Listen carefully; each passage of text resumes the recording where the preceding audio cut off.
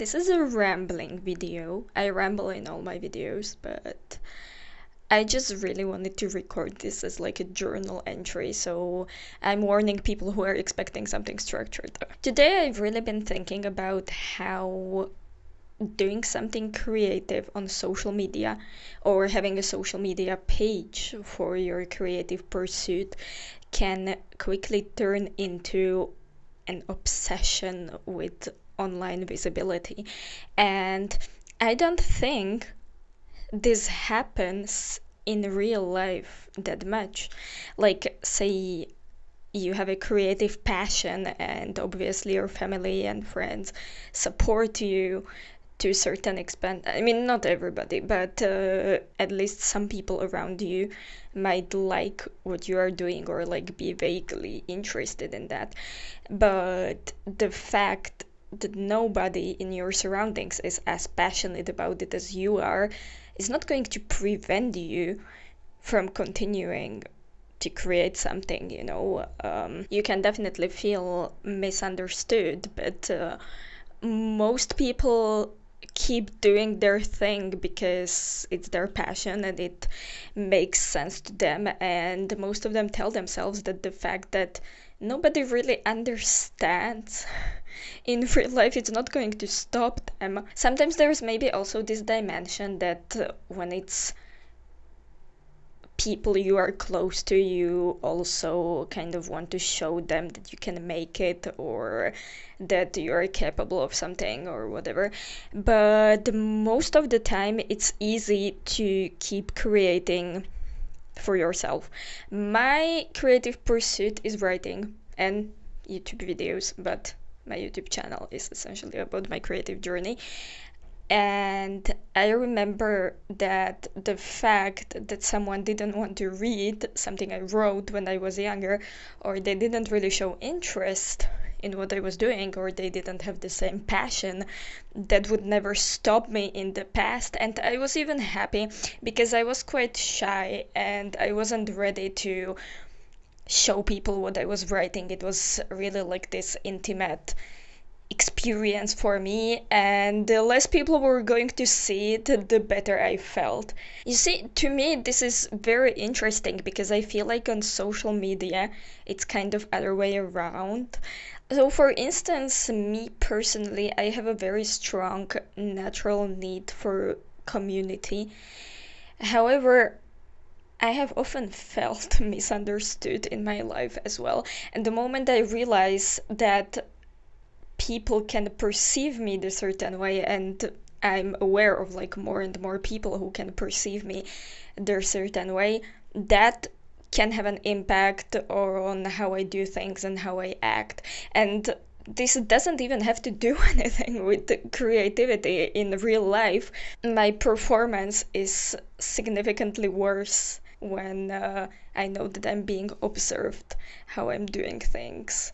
So for all I know, I would love to find a real community around my YouTube channel, and everyone has like a deep need to be seen, you know. We all want to be seen and understood, and it feels good when someone feels the same about something we love. That's maybe the point about the social media too, that in real life we don't really have the same expectations that our parents are going to love the same artistic thing we are passionate by. But when we see all the people on the internet who love the same things and could potentially be interested, that really brings us this like potential to have community and gets our hopes up really high. You know, there's this promise, like social media seems like a place where you could naturally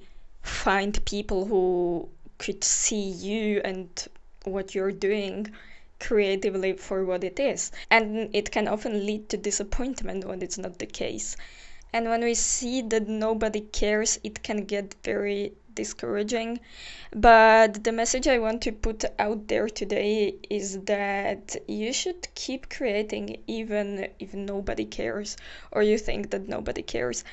Amy McNee from Inspired to Write on Instagram made a post some time ago. I couldn't find it again, so it might have been long ago, but it said something like, just because it got no likes doesn't mean it made no impact. So this is very true. Not everyone interacts with what you're posting, even though it might have made an impact in your life. Remember all the videos you watched in your life, and you maybe didn't write a comment or didn't like it because you haven't thought about it, or you didn't have a specific thing to say, or you were too shy to write something in the comment section in front of other people, but the video might have left a really strong impression in your life. I have a habit of commenting under videos of other creators right now because I mostly watch small YouTube channels. It's just kind of like my thing right now. I believe that when you're truly passionate about something and you started doing something because you loved it, the fact that nobody cares, or you think nobody cares, or you didn't get the interaction you were expecting with your art, it can feel discouraging, but it doesn't have to stop you completely. Like, most people keep going for themselves. They just kind of give up on the idea of finding their little community, which is really sad. The moment you realize that nobody is going to see what you're doing, whether it means see it literally, like come across that thing, or see it for what it is, like really see you and understood what you were trying to say, you access to really raw and authentic parts of yourself that you maybe wouldn't normally have access to if you knew that you were being watched and that people can perceive you a certain way. And I think that is when it becomes interesting, because I'm infinitely more comfortable creating something and expressing my raw and authentic emotions when I come to terms with the fact that nobody is going to see it. Like, it seems very comfortable, helps to avoid judgment too. And then even when someone ends up seeing it, it's like this very raw and authentic part of myself that came through, and I'm kind of proud about it anyway, because there isn't this performance aspect that I really just made it because somebody else was watching. And that's why you should keep going. You should take that pressure of the performance off. Like, there are a lot of people who keep creating even though they never make it their career, or they don't feel like having a social media page, or they don't really feel understood by someone in their surroundings. But the fact that it comes from deepest part of them or whatever is what makes them keep going. I believe that the best part of anything you make is the fact that it comes from you, because that's like the real originality that we often seek, the real special part that no one else could do. And it's hard to like make it come through sometimes when someone else is watching. Like, I know that for me it's very hard. I overthink writing much more than when I know that someone else is potentially going to read it. And I've been recovering from writer's block, and my writing journey has been going really slowly, but for now I'm kind of getting there. I believe someone could read what I'm writing eventually. Well, I wanted to record this today because yesterday I found out that there was this new YouTube monetization update. Maybe you have heard about it. I have seen like a bunch of YouTube advice channels in the past who make videos about like how YouTube works and how to be a successful creator and whatever. And there is always a bunch of small channels in the comments who are on their own journey, and sometimes it helps me to find new things to watch. It's very interesting. But it was this type of channel that made video about new YouTube update. And it's basically that now, to get monetized, instead of 4,000 watch hours, you are going to need 8,000 watch hours, which is like, for some people it was real bad news. I personally I just started this channel, okay? I just came back on YouTube because this is not my first channel, but I'm like very far from everything. 4,000 and 8,000 watch hours seem the same to me. So it didn't actually affect me personally, but reading the comments made me realize a few things. I found it so sad that there were so many people in the comments who were so discouraged that they were ready to stop posting on their YouTube channels and give up on their YouTube journey or whatever they were doing completely, just because they realized that the goal of getting monetized one day was more and more unattainable for them.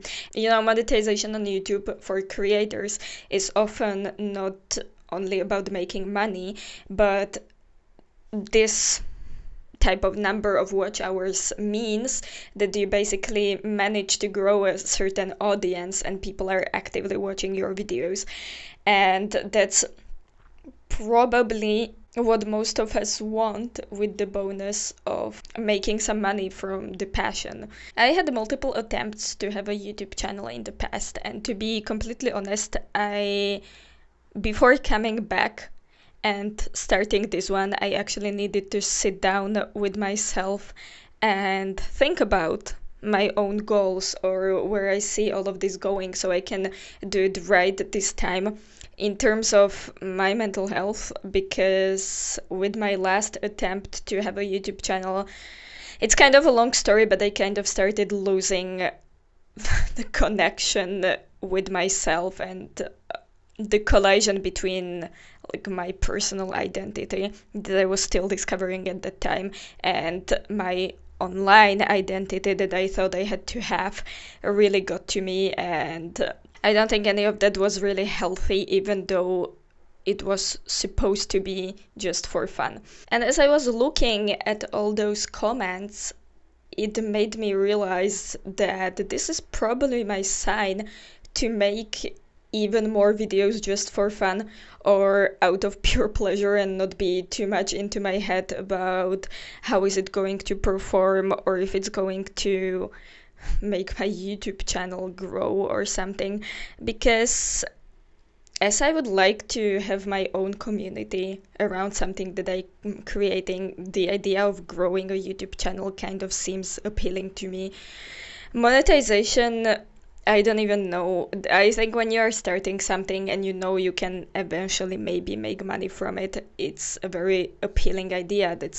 There's always part of you that is wondering, like, what if I could turn my passion into a source of income? But I wouldn't say it was ever my priority. I've had multiple YouTube channels in the past, and let me tell you that there are certain things that when you know you can make them do them differently to attract your audience, but you can only optimize that much in order not to lose yourself.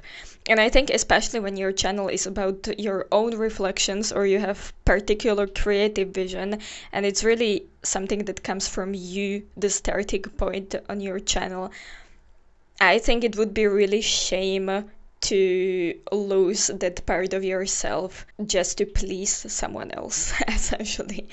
And I get that some of these people YouTube channels is maybe not their main passion in life or something they would pursue for free. Some of them have like interesting things to say about something or the skill that would maybe like to be able to make money from one day, and YouTube helps to do that.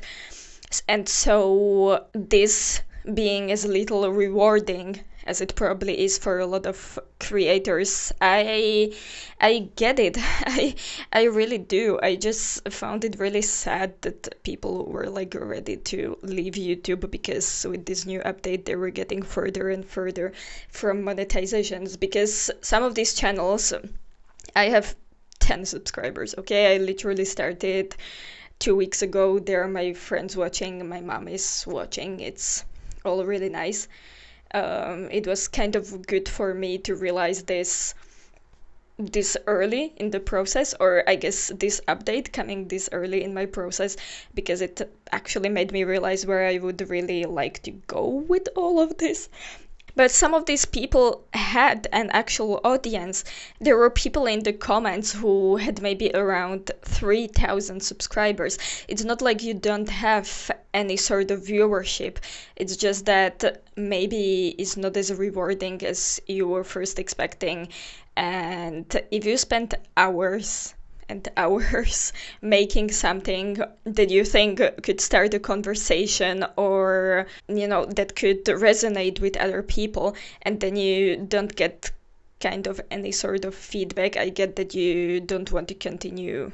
Burnout is very real, and if there's something that you need to optimize or compromise on your own ideas, or you would maybe do other things that would be more fun if you weren't trying to grow an audience, and you are not getting something that fulfills you from that, I think it's completely valid wanting to stop.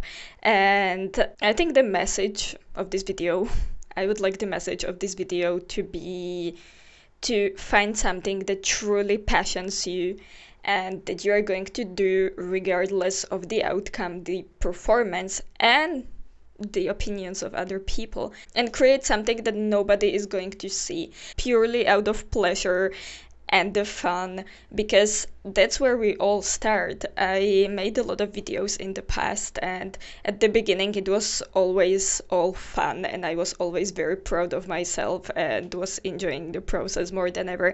And the more things I realized about how YouTube works and how certain of my videos actually performed, I started kind of shrinking myself.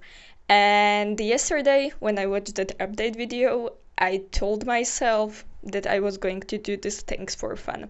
I'm completely open to the idea of my channel resonating with somebody. Like, I'm not going to stop making videos that I think could help someone else. I'm literally at the beginning. But I don't want to forget how to do things just for fun. There are certain things I would never post if I would only care about my audience and not about my personal memories or the things I want to remember or come back to. I'm really excited. I truly am, because this really takes the pressure off it all. To me, it was a positive thing because it made me realize how much of ourselves and our creations we lose to please the algorithms sometimes. And I don't think it's worth it at this point. Like, a few years ago when I wasn't on YouTube at all and I was thinking about coming back, I was telling myself, at this point it doesn't really matter what you're creating, because everything is AI slob now and it's getting much and much worse. I know that this YouTube update is related to that too. I'm not going to develop that too much, but there are many people on YouTube who can explain it better than I do. But if AI generated shorts are what people are going to be watching the most, then you don't have to be scared of how you are perceived by others or how others feel about something you created, or if it's going to be digestible enough for people who could potentially watch you.